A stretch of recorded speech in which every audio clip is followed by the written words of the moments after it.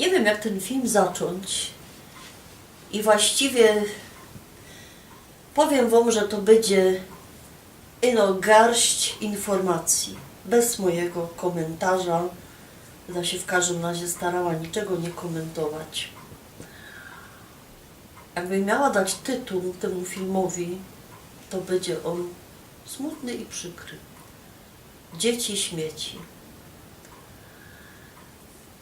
Cofna się w przeszłość. Padała wam, że moja babka ze strony ojca, 18 dziecek było, 6 przeżyło. Reszta poumierało, nikt się o nie nie starał. Babcia miała 3 dzieci, które umarli. 2 przeżyły, 3 umarły. A wiecie po jakiemu? I umarły w całkiem takim już wieku odchowanym. 3 lata i 5 lat. Po takiemu, co dziadek wyciepał lekarstwa bez okno, babka je musieli kupić i nie były tanie, popadł, Bóg dał, Bóg wziął. Czyli z 5 dziecek zachowało się 2, mój ojciec i jego brat, a dziążka i 2 synków pomarli. Całkiem niedawno, godomy, w zasadzie 100 lat temu nazad, to dawno. Moja mama,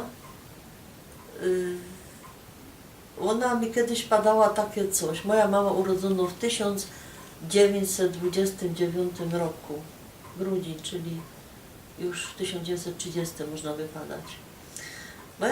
Moja mama mi padała, że ona pamięta z dzieciństwa to, że jej zawsze było zimno w tyłek, bo siedziała na zoli i nie miała galotków.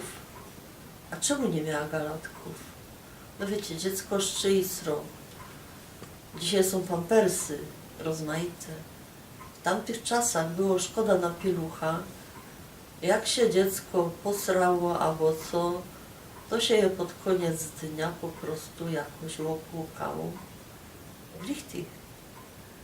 A bez to ona, jak ja się urodziła, to mi zaroski po moim urodzeniu dała zrobić taki maluśki stołeczek, specjalnie dumie, co by ją siedziała na stołeczku.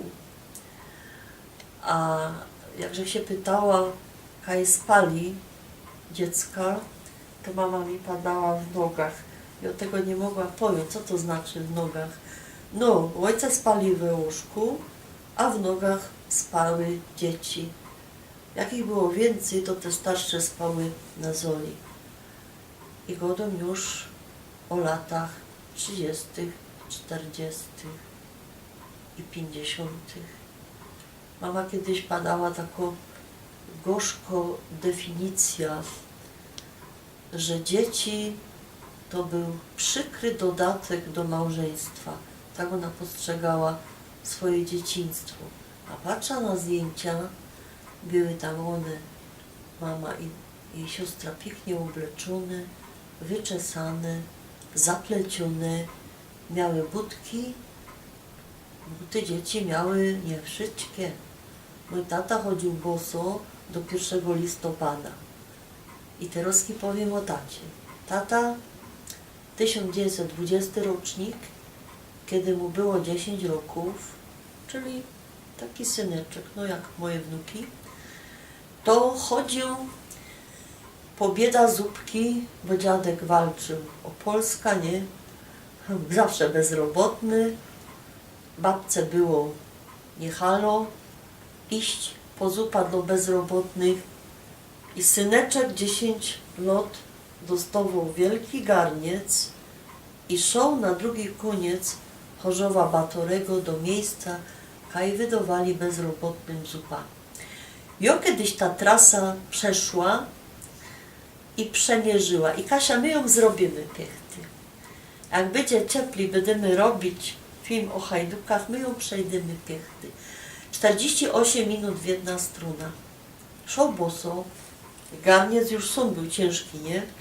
Potem musiał nazo z tym garcem iść, bo się babce nie chciało ważyć, nie miała z czego, nie chciało iść po to, A czym się babka zajmowali i dziadek? Opadała, walczyli o Polska. Pisali pieśni śląskie do śpiewników, mam te śpiewniki. We Antryju wisiały portrety Okrzei, Miarki, Korfantego, Ritich. To godą wum, nie, że ja to pamiętam, no moja mama przyszła już jako dorosła, wydana osoba do tego domu i tak było. Po drodze temu mojemu ojcu kopali do życi bogatsze dziecka i nazywali go Zupkoś, bezrobotny. Nikomu nie było żal, kogoś to nie ma pieniędzy. I on ten taki wielki, no przedstawcie się, jak liter wody waży kilo, to liter zupy waży więcej, nie? Jak tam było więcej, to on co najmniej 8 kilo musiał przydźwigać każdy dzień. Szł po posoku, mam takie jedno jego zdjęcie na tym parawanie, żeby mu pokazywała. Zdjęcie całej klasy, pierwsza raja dziecek we szczewikach, pozostałe stoją na ławkach, bo szczewików nie mają. To było niechatko pokazać, że dziecka nie mają szczewików. Idziemy dalej. Wydawać mi się mogło, że w naszych domach się zrobiło więcej placu dla dziecek, nie? Dziecka już mają swoje łóżka, swoje pokoje, swoje biurka, kaj się mogą uczyć. I zaś by się zdawało, że już jest tak pięknie. Dziecek nie wolno bić, dziecko cię może podać do sądu. Ja, mój tata mi jeszcze usprawiał, że nauczyciel miał kije przy tablicy, które się moczyły w słonej wodzie. Poważnie go, no. To był rok 1935-38.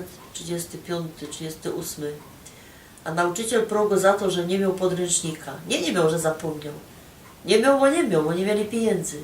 I za to go prął. I te kije się moczyły w słonej wodzie, były różnej grubości i za to mój tata dostawał po życiu.